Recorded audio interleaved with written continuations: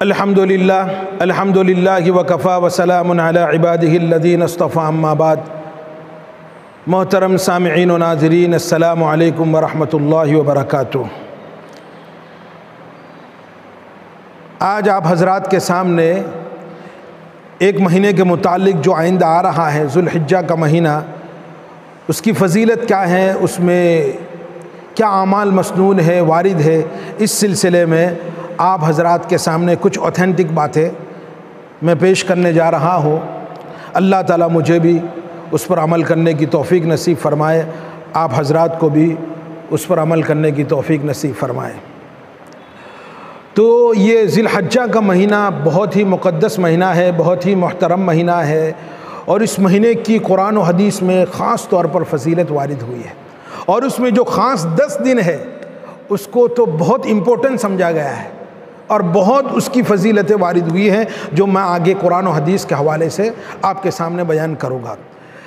سب سے پہلی بات ہے اس ذی الحجہ کی فضیلت میں کہ یہ اشہر حرم میں سے ہے، جو 4 مقدس مہینے اور حرمت والے مہینے ہیں، اس میں ایک ذی الحجہ کا بھی مہینہ ہے، اور وہ قرآن میں اللہ تعالیٰ نے بیان کیا ہے، ان عدت الشہور عند اللہ 12 شہرا فی کتاب اللہ یوم خلق السماوات والارض منها 4 حرم ذالک الدین القیم، کہ جب سے اللہ تعالیٰ نے کائنات کو بنایا ہے اس وقت سے لے کر قیامت تک اللہ تعالیٰ نے اس میں سسٹم جو چلایا ہے کہ 12 مہینوں کو، ایک پورے سال کو اللہ تعالیٰ نے 12 مہینوں میں ڈیوائیڈ کیا ہے، اور اس میں منہا 4 حرم، 4 مہینے حرمت والے ہیں۔ حرمت کا مطلب ہے کہ اس میں جنگ و جدال منع ہے، قتل و غارت منع ہے، خصوصی طور پر منع ہے، بہت بڑا جرم ہے ان مہینوں میں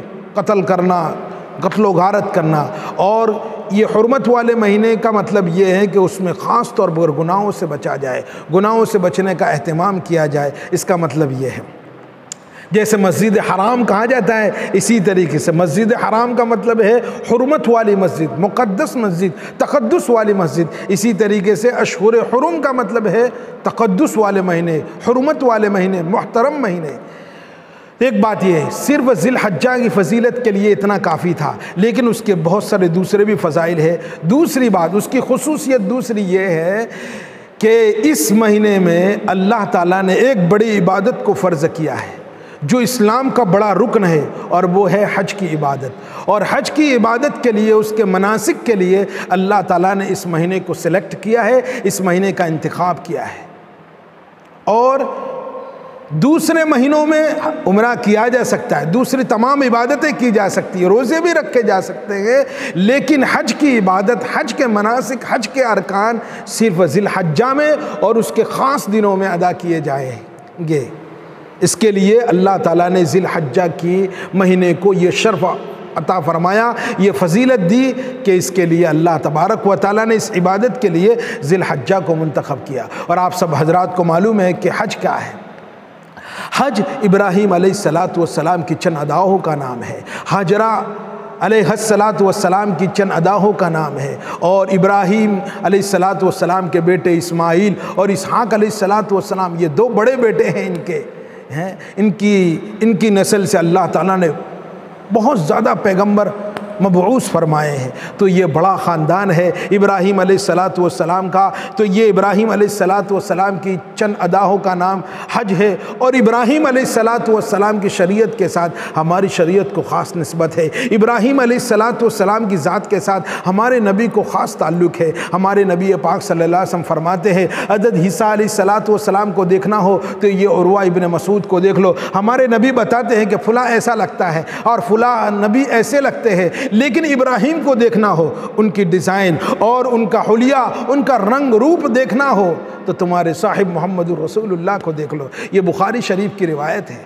تو یہ ہمارے نبی کی شریعت کو بھی خاص ابراہیم علیہ السلام کی شریعت کے ساتھ لگاؤ ہے۔ وَاتَّبِعْ مِلَّةَ إِبْرَاهِيمَ حَنِيفًا، اللہ کے نبی پاک صلی اللہ علیہ وسلم کو بھی یہ کہا گیا وَاتَّبِعْ مِلَّةَ إِبْرَاهِيمَ حَنِيفًا، آپ کو بھی ابراہیم کے ملت کا فالو کرنا ہے۔ تو ابراہیم علیہ السلام بڑے پیغمبر ہے، ان کی کچھ اداؤں کو اللہ تبارک و تعالیٰ نے عبادت بنا دیا ہے۔ زمزم کو دیکھو تو بھی وہ حضرت اسماعیل علیہ السلام کے صدقے طفیل میں ہمیں ملا ہے۔ تو یہ ابراہیم کی اور ابراہیم کی فیملی کا، حالانکہ یہ اتنے بڑے پیغمبر ہیں، ان پر ایمان لانے والے کوئی زیادہ لوگ نہیں تھے، ان کے بچے، ان کی بیوی ایمان لائی ہے، پھر ان کے بھتیجے حضرت لوط علیہ السلام، کوئی بڑی کوانٹٹی میں لوگ ان پر ایمان نہیں لائے ہیں، لیکن یہ 1,00,000 پیغمبروں کے دادا ہے۔ اللہ تبارک و تعالی ہم سب کو ملت ابراہیمی پر مرنے کی توفیق نصیب فرمائے اور اس پر چلنے کے اللہ تعالی ہم سب کو توفیق نصیب فرمائے۔ تو ایک بات یہ ہے، اور دوسری بات یہ ہے، تیسری بات یہ ہے کہ اللہ تبارک و تعالی نے اس میں ہم کو، ہمارے مسلمانوں کے لیے 2 فیسٹیول ہیں، 2 تہوار ہیں جو پورے سال میں ہمیں عطا کیے گئے ہیں۔ ایک شوال میں آتا ہے جس کو عید الفطر کہا جاتا ہے، اور ایک ذی الحجہ میں آتا ہے جو عید الاضحیٰ کہا جاتا ہے۔ اور ابو داؤد میں روایت مروی ہے کہ مدینے میں مسلمان 2 دنوں میں انجوائمنٹ کرتے تھے، کھانا پینا کھاتے تھے۔ تو ہمارے نبی پاک صلی اللہ علیہ وسلم نے کہا یہ تم کیا کر رہے ہو؟ تو انہوں نے کہا کہ یا رسول اللہ، جاہلیت میں ان 2 دنوں میں ہم کھانا پینا کھاتے تھے، انجوائے کرتے تھے۔ تو ہمارے نبی پاک صلی اللہ علیہ وسلم نے کہا کہ ان 2 دنوں کے بدلے میں اللہ تعالیٰ نے تم کو 2 خوبصورت دین عطا فرمائے، ایک عید الفطر، دوسرا عید الاضحیٰ۔ تو یہ ہمارے فیسٹیول کے لیے، ہمارے تہوار کے لیے بھی ذی الحجہ کا مہینہ اللہ تعالیٰ نے سلیکٹ کیا ہے، اور یوم النحر 10ویں ذی الحجہ یوم النحر یہ ہمارا عید کا دن ہے۔ اِنَّا أَعْطَيْنَاكَ الْكَوْثَرَ فَصَلِّ لِرَبِّكَ وَانْحَرْ إِنَّ شَانِئَكَ هُوَ الْأَبْتَرُ، اے نبی ہم نے آپ کو کوثر عطا فرمایا۔ اب اس کے شکریہ میں فَصَلِّ لِرَبِّكَ وَانْحَرْ، آپ نماز بھی پڑھے اور اللہ کے لیے قربانی بھی کیجئے۔ تو یہ وانحر قربانی کرنا، اور اس کے علاوہ فضیلت قربانی کیا ہے ہم بعد میں اس کے مسائل بیان کریں گے۔ ابھی ہم کو فوکس ذی الحجہ کی فضیلت پر کرنا ہے۔ اور چوتھی بات ذی الحجہ کی فضیلت میں یہ ہے کہ یہ وہ مہینہ ہے جس میں ہمارا دین مکمل ہوا ہے۔ یہ وہ مہینہ ہے، ذی الحجہ کا مہینہ وہ مہینہ ہے جس میں ہمارا دین مکمل ہوا ہے۔ اور اس کی سچویشن یہ تھی، کنڈیشن یہ تھی، آقا عرفات کے میدان میں ہے، صحابہ ہمارے نبی کے ارد گرد ہے، اور ہمارے نبی پاک صلی اللہ علیہ وسلم نے صحابہ سے پوچھا، یہ سوال کیا، حل بلغت، کیا میں نے تمہیں دین پہنچا دیا؟ میں جو شریعت لے کے آیا تھا میں نے شریعت تمہیں پہنچا دی؟ تو صحابہ کہتے یا رسول اللہ کیوں نہیں، آپ نے مکمل پہنچا دیا۔ تو اس وقت اللہ کے رسول صلی اللہ علیہ وسلم نے آسمان کی طرف انگلی بلند کر کے کہہ رہے ہیں اللہم اشہد، اللہم اشہد، اللہم اشہد، اللہ تو گواہ رہنا کہ میں نے یہ مکمل دین میرے صحابہ کو پہنچا دیا۔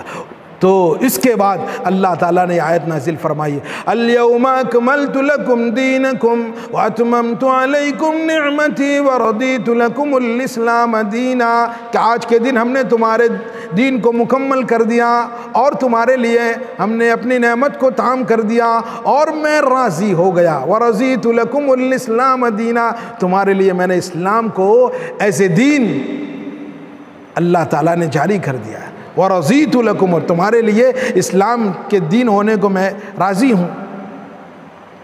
تو یہ اللہ تبارک و تعالیٰ نے اس دن میں اللہ تبارک و تعالیٰ نے دین اسلام کو کامل کیا ہے۔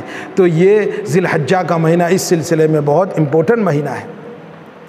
اور پھر اس کے بعد پانچویں اس کی فضیلت یہ ہے، ذی الحجہ کا مہینہ قربانی کا مہینہ ہے۔ قل ان صلاتي ونسكي ومحياي ومماتي لله رب العالمين لا شريك له وبذلك امرت وانا اول المسلمين۔ یہ ذی الحجہ کا مہینہ قربانی کا مہینہ ہے، اور قربانی کا مہینہ یہ بلیدان کا مہینہ ہے، بلیدان کا اور قربانی میں جب بندہ اللہ کے حضور میں جب جانور کو پیش کرتا ہے، اس کی قربانی کرتا ہے، گویا اللہ کو زبان حال سے، اور زبان حال سے یہ کہہ رہا ہے، زبان قول سے نہیں، تو زبان حال سے یہ کہہ رہا ہے میرے مالک تیرا حکم ہے، مجھے سمجھ میں تو نہیں آ رہا ہے لیکن میں یہ جانور تیرے حضور میں قربان کرتا ہوں، آج تو میں تیرے حضور میں یہ جانور قربان کرتا ہوں، اگر تو نے کل میری جان مانگ لی، میرے بچوں کو مانگ لیا، میرے مال دولت کو مانگ لیا، میرے اسٹیٹس، میرے جاہ و جلال کو تو نے اگر مانگ لیا تو وہ بھی میں تیرے حضور میں قربان کر دوں گا اور پیش کر دوں گا۔ تو یہ بندہ قربانی کرتے ہوئے اللہ کو یہ میسیج دے رہا ہے، اللہ تعالیٰ کو اپنا ایموشن بتا رہا ہے، اپنے جذبات دے رہا ہے، اپنی پوری کیفیت کے ساتھ ڈبو کر یہ قربانی پیش کرتا ہے۔ اور یہ ہے نا ہم دعا پڑھتے قل ان صلاتی ونسکی ومحیای ومماتی، اللہ میری نماز، میری قربانی، میرا جینا اور مرنا سب کچھ تیرے لیے ہے، میری تو یہ سب زندگی بھی تیری امانت ہے۔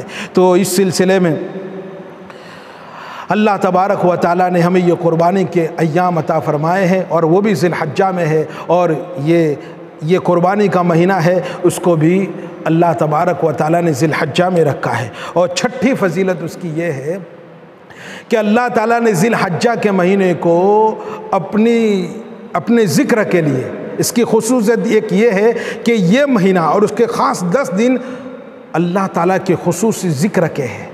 اللہ تبارک و تعالیٰ نے قرآن میں فرمایا ہے کہ یہ خاص وَأَذِّن فِي النَّاسِ بِالْحَجِّ يَأْتُوكَ رِجَالًا وَعَلَى كُلِّ ضَامِرٍ يَأْتُونَ مِنْ كُلِّ فَجٍّ عَمِيقٍ لِيَشْهَدُوا مَنَافِعَ لَهُمْ وَيَذْكُرُوا اسْمَ اللَّهِ فِي أَيَّامٍ مَّعْلُومَاتٍ عَلَى مَا رَزَقَهُم مِّن بَهِيمَةِ الْأَنْعَامِ، یہ ایام معلومات، وَيَذْكُرُوا اسْمَ اللَّهِ فِي أَيَّامٍ مَّعْلُومَاتٍ، یہ ابراہیم علیہ السلام کو اللہ کہہ رہا ہے کہ حج کا اعلان کیجئے، لوگ آئیں گے آپ کے پاس اونٹنیوں پر سوار ہو کر، پیدل ہو کر، اور پھر لوگ اس کے بعد ہے وَيَذْكُرُوا اسْمَ اللَّهِ فِي أَيَّامٍ مَّعْلُومَاتٍ۔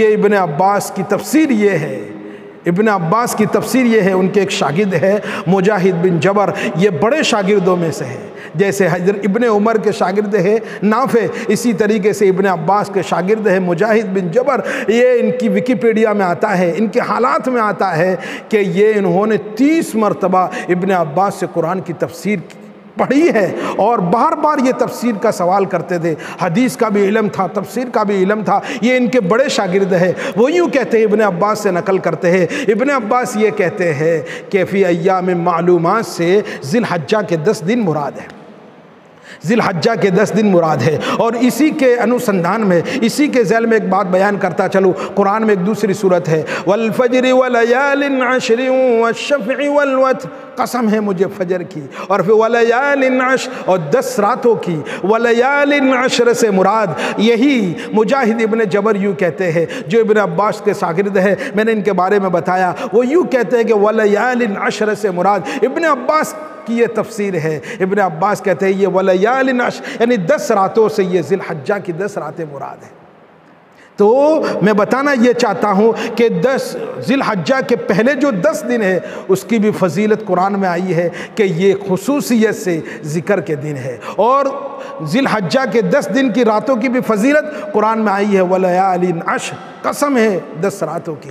تو اس سلسلے میں اس ذی الحجہ میں اور خاص طور پر پہلے 10 دنوں میں اللہ تعالیٰ کا خوب ذکر کرنا ہے، اللہ تعالیٰ کو خوب یاد کرنا ہے۔ اس کے لیے ایک خاص ورد ہے، اللہ اکبر اللہ اکبر لا الہ الا اللہ واللہ اکبر اللہ اکبر وللہ الحمد۔ اس سلسلے میں انٹرسٹنگ بات آپ کو یہ بتاتا چلوں کہ ابن عمر رضی اللہ تعالیٰ عنہ اور ابو ہریرہ، یہ دونوں بزرگ، بخاری شریف کی روایت ہے، یہ دونوں بزرگ جب بازار میں نکلتے تھے تو زور زور سے اللہ اکبر لا الہ الا اللہ واللہ اکبر وللہ الحمد، یہ زور زور سے تکبیر کہتے تھے۔ اور بخاری کی روایت گواہ ہے کہ دوسرے جب بازار والے یہ تکبیر سنتے تھے تو ان کو یاد آ جاتا تھا کہ یہ رسول پاک صلی اللہ علیہ وسلم کے صحابہ جب زور زور سے تکبیر کہہ رہے ہیں تو یہ تکبیر کا ایام ہے، یہ تکبیر کے ایام ہے، تو وہ بھی بازار والے بھی تکبیر کہتے تھے۔ اور امام باقر رحمۃ اللہ علیہ کے بارے میں آتا ہے، امام امام باقر رحمۃ اللہ علیہ کے بارے میں آتا ہے کہ یہ ہر نفل نماز کے بعد بھی تکبیر کہتے تھے. اور ایام تشریق تو الگ ہے. ایام تشریق میں تو ہر فرض نماز کے بعد یہ تکبیر تشریق اللہ اکبر لا الہ الا اللہ اللہ اکبر وللہ الحمد اس کو تو واجب قرار دیا ہے 5 دنوں کے لیے. لیکن یہ 10 دنوں میں بھی اس تکبیر کو خاص طور پر بیان کرنا ہے اور ہر وقت اٹھتے بیٹھتے چلتے پھرتے اللہ اکبر لا الہ الا اللہ اللہ اکبر وللہ الحمد اس کو پڑھتے رہنا ہے اور بیان کرتے رہنا ہے. اور اس کے سلسلے میں 7ویں فضیلت ذی الحجہ کے سلسلے میں 7ویں فضیلت یہ ہے ذی الحجہ کے سلسلے میں 7ویں فضیلت یہ ہے کہ اسی مہینے میں ایک دن ہے اور وہ عرفہ کا دن ہے. عرفہ کا دن بڑا دن ہے. ہمارے نبی پاک صلی اللہ علیہ وسلم سے مروی ہے کہ کوئی دن ایسا نہیں عرفہ کے سوا جس دن میں اللہ تبارک و تعالیٰ بڑی کوانٹٹی میں لوگوں کو بندوں کو جہنم سے آزاد نہ کرتا. یعنی بڑی کوانٹٹی میں عرفہ کے دن اللہ تعالیٰ بندوں کو جہنم سے آزاد کر دیتا ہے. کوئی دن ایسا نہیں ہے سوائے عرفہ کے دن کے. عرفہ کے دن میں اللہ تبارک و تعالیٰ لاکھوں کروڑوں انسانوں کو جہنم سے آزادی دے دیتا ہے. کیوں آزادی؟ کہ عرفہ کا دن ہوتا ہے. لوگ عرفات کے میدان میں اللہ تعالیٰ سے گڑ گڑاتے ہیں، مانگتے ہیں، روتے ہیں، اللہ تعالیٰ سے بلبلاتے ہیں اور اللہ تعالیٰ سے معافی طلب کرتے ہیں. اور جب بندہ حج سے فارغ ہو جاتا ہے من حج للہ فلم یرفث ولم یفسق رجع کیوم ولدتہ امہ. یہ جیسے اس کی ماں نے اس کو آج ہی جنا ہو ایسا وہ صاف ہو جاتا ہے گناہوں سے. تو اللہ تبارک و تعالیٰ تمام حاجیوں کی مغفرت کر دیتا ہے. اور اس حج کے مہینے میں یہ عرفہ کے دن حاجی تو عرفات کے میدان میں ہوتے ہیں لیکن جو حاجی نہیں ہے غیر حاجی جو اپنے مقاموں پر ہے وہ عرفہ کے دن روزہ رکھتے ہیں. اس سے پتہ چلتا ہے عرفہ کے دن روزہ رکھنا مسنون ہے اور سنت ہے.